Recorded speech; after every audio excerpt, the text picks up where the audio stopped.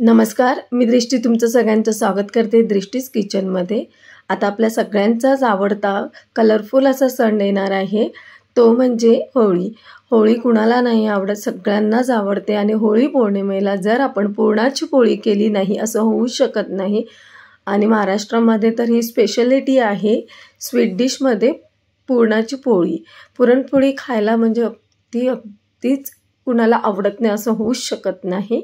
पण हे बघा किती छान अशा पुरणपोळ्या झालेल्या आहेत आणि एकदम मऊशीर आणि लुसलुशीत अशा आपल्या पुरणपोळी झालेल्या आहे। चला मग पटकन वळूया आजच्या रेसिपीकडे। इथे पुरणपोळी बनवण्यासाठी मी 2 वाटी चणा डाळ घेतलेले आहे। इथे आपल्याला चणा डाळ स्वच्छ अशी धुवून घ्यायची आहे, 1-2 वेळा स्वच्छ धुवून झाली ना की आपल्याला हे थोडंसं पाणी घालून कुकरला 2 ते 3 शिट्ट्या काढून घ्यायचं आहे।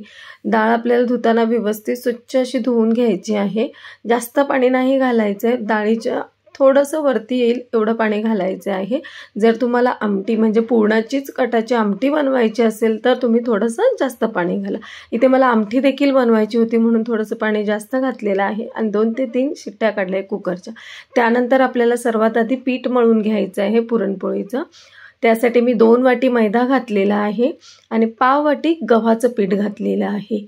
आणि पाव वाटी गव्हाचं पीठ तुम्ही नक्कीच घाला, जेणेकरून आपली पुरणपोळी जी आहे ना ते फाटणार नाही। मग काय व्यवस्थित चाळून घ्यायचे। त्याच्यानंतर मग चिमूटभर आपल्याला हळद घालायची। हळद घालून ना पुरणपोळीचा कलर जे येतो ना तो खूप छान असा येतो। मग चवीनुसार मीठ घालायचं आहे। हे सगळं एकजीव करून घ्यायचं आहे। एकजीव करून झाल्यानंतर आपल्याला हे पीठ मळून घ्यायचं आहे। पीठ आपल्याला थोडं पाणी घालूनच मळायचं आहे, एकदम पाणी घालून नाही मळायचं आहे।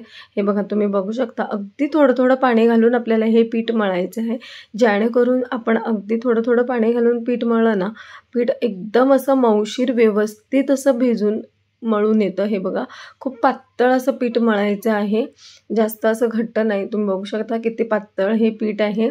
आणि व्यवस्थित असं मळून झालं ना की मग आपल्याला ह्याच्यामध्ये 1-2 चमचे तेल घालायचं आहे, 2-3 चमचे तेल घालायचे आहे आणि तेल घालून पुन्हा एकदा व्यवस्थित असं मळवून घ्यायचं आहे। हे बघा थोडं तेल घालून आपल्याला हे मळायचं आहे। मी इथे टोटल 2 ते 3 चमचे तेल घातलेलं आणि हे बघा अशा प्रकारे पीठ व्यवस्थित मळून घ्यायचं आहे आणि झाकण लावून हे मस्त असं 20 ते 25 मिनिटं ठेवून द्यायचं आहे। इथे आपला कुकर पण झालेला आहे आणि डाळ बघा किती छान अशी शिजलेली आहे। आणि हे जे आता आपल्याला डाळ आहे ना ह्याचं सगळं पाणी काढायचं आहे, जे पाणी जेवढं आहे तेवढं सगळं काढायचं। एकदम कोरडी अशी आपल्याला डाळ करायची आहे। हे बघा मी सगळं पाणी गाळून घेतलेलं आहे आणि हे गाळलेलं पाणी जे आहे ना ते आपल्याला फेकायचं नाही। ह्याच पाण्याने आपल्याला डाळीच्या पाण्याने कटाची जी आमटी बोलतो ना ती बनवायची आहे। पण त्या कटाच्या आमटीची रेसिपी मात्र मी तुम्हाला नेक्स्ट व्हिडिओमध्ये शेअर करणार आहे। आता मी पुरणपोळीचाच व्हिडिओ शेअर करते, कारण दोन्ही एकत्र केलं असतं तर व्हिडिओ खूप मोठा झाला असता, म्हणून मी एकच पुरणपोळीचाच व्हिडिओ शेअर करते। मग काय सगळी डाळ आपल्याला एकदम ड्राय होऊन झाली ना की एका तोपात किंवा एका कढईमध्ये घालून आपल्याला पुन्हा एकदा ही गॅसवर ठेवायची। एकदम सुकी झाली ना की ह्याच्यामध्ये गूळ घालायचं आहे। 2 वाटी मी चण्याची डाळ घेतलेली आहे, तर 1.5 वाटी त्याच वाटीने 1.5 वाटी मी गूळ किसून घेतलेला आहे। गूळ आपल्याला हे डाळीमध्ये घालून व्यवस्थित एकजीव करून घ्यायचं आहे। आणि तुम्हाला जर माहितीच आहे गूळ जसं गरम होईल तसं वितळत जातं आणि त्याला पाणी सुटत जातं। हे बघू शकता एकजीव असं व्यवस्थित करून घ्यायचं आहे। हे व्यवस्थित एकजीव झालं आणि जसं गरम होतंय गूळ मेल्ट होत जातंय आणि तुम्ही बघू शकता किती असं मस्त उकळी आलेली आहे गुळाला आणि गूळ आपलं पूर्ण असं वितळलेलं आहे।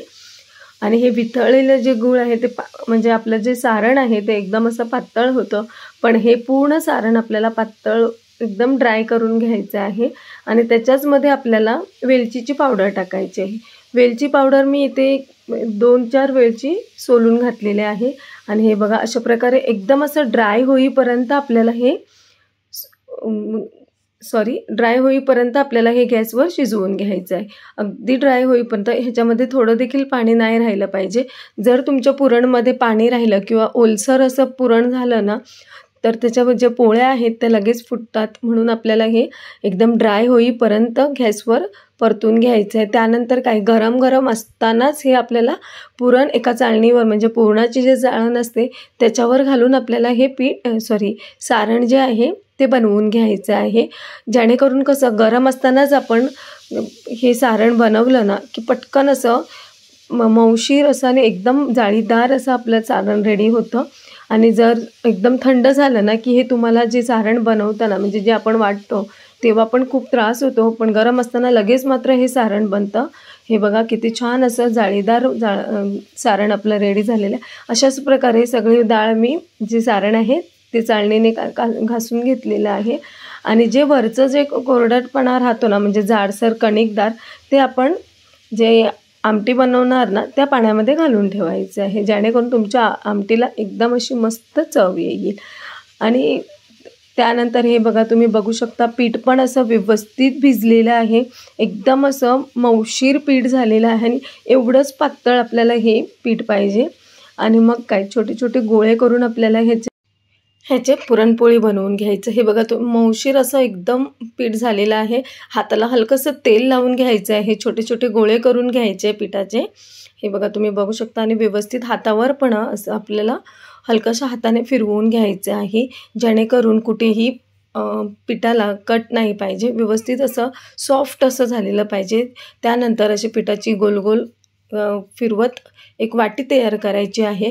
आणि जेवढं आपण पीठ घेतलं पिठाचा गोळा तेवढाच आपल्याला सारण जे आपण बनवलं त्याचा देखील गोळा घ्यायचा आहे आणि आतमध्ये असं स्टफ करून घ्यायचं आहे।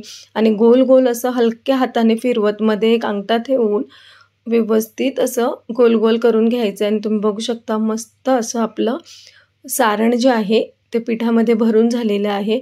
वरचं जे बाजू आहे ते हलक्या हाताने आपल्याला फिरवत फिरवत असं दाबून घ्यायचं आहे आणि हलकंसं प्रेस करून आपल्याला ह्याला कोरडं पीठ म्हणजे जे सुकं पीठ आहे ते लावून घ्यायचं आहे। आणि मग आपल्याला ह्याची पुरणपोळी लाटून घ्यायची। पुरणपोळी पण लाटताना हलक्याशा हातानेच आपल्याला लाटायची आहे, जेणेकरून आपली पुरणपोळी फाटत नाही, व्यवस्थित अशी गोल आकाराची आपली पुरणपोळी लाटून होते आणि कुठेही पुरणपोळी फाटत नाही। त्यामुळे आपल्याला ही पुरणपोळी लाटताना एवढी काळजी घ्यायची आहे की लाटताना हलक्याशा हाताने लाटायची आहे, एकदम जोरात दाबून असं आपल्याला लाटायची नाही। हे बघा तुम्ही बघू शकता व्यवस्थित अशी हलकं असं फिरवत फिरवत आपल्याला ही लाटून घ्यायची आहे आणि व्यवस्थित अशी गोल आकाराची आपल्याला लाटायची। तुम्ही बघू शकता कुठेही पुरणपोळी फाटलेली नाही आहे लाटताना आणि व्यवस्थित अशी लाटून झालेली आहे। त्यानंतर काय तवा गरम झालेला होता त्यावर आपण ही पुरणपोळी घालून घ्यायची आहे आणि पुरणपोळी घालून झाल्यानंतर थोडं थोडं आपल्याला ह्याच्यावर तेल सोडत आपल्याला पुरणपोळी भाजून घ्यायची आहे, व्यवस्थित अशी भाजून घ्यायची। पुरणपोळी भाजायला जास्त वेळ नाही लागत आणि एक 2-3 वेळाच पलटी करायची असते, जेणेकरून आपली पुरणपोळी जी आहे अगदी मऊशीर आणि सॉफ्ट अशी पुरणपोळी होते। तुम्ही बघू शकता कितीशी टम्म अशी पुरणपोळी फुगलेली आहे आणि बिलकुल कुठेही फुटलेली नाही आहे। हे बघा बघू शकता किती छान अशी आपली पुरणपोळी रेडी झालेली आहे। आणि अशा प्रकारे कलर पण बघा पुरणपोळीचा किती मस्त असा आलेला आहे। अशा पद्धतीने आपली पुरणपोळी रेडी झालेली आहे। अशाच प्रकारे आपल्याला बाकीच्या पण पुरणपोळी करून घ्यायच्या आहे। हे बघा तुम्ही बघू शकता किती मस्त अशी पुरणपोळी झालेली आहे आणि ह्याच पुरणपोळीसोबत आपल्याला मस्त असं गरम केलेलं तूप आणि त्यासोबत दूध गरम गरम, वाव, त्याच्यामध्ये जर पुरणपोळी खाल्ली ना तर खूपच छान। आणि बघू शकता किती सॉफ्ट आणि पुरणपोळी झालेली आहे, एकही पुरणपोळी फाटलेली नाही आहे। खूप छान अशा ह्या पुरणपोळ्या होतात आणि हे तुम्ही खाल्ल्या ना की तोंडात घालताच वितळतात, एवढ्या मस्त अशा मऊशीर आणि लुसलुशीत ह्या पुरणपोळी होतात, खायला खूपच मस्त लागतात। हे तुम्ही आमटीसोबत देखील बरेच जण ही पुरणपोळी खातात, पण आमटीची रेसिपी मी नेक्स्ट व्हिडिओमध्ये शेअर करणार आहे। आता आपण इथे मस्त गरम गरम तूप टाकलेलं आहे आणि दुधासोबत आपण ही पुरणपोळी खाणार आहे। आजची रेसिपी पुरणपोळीची जर तुम्हाला आवडली असेल ना तर नक्की चॅनलला लाईक, शेअर आणि सबस्क्राईब करा, बेल आयकॉनला देखील क्लिक करा। पुन्हा भेटू नवीन रेसिपीसोबत। थँक्यू।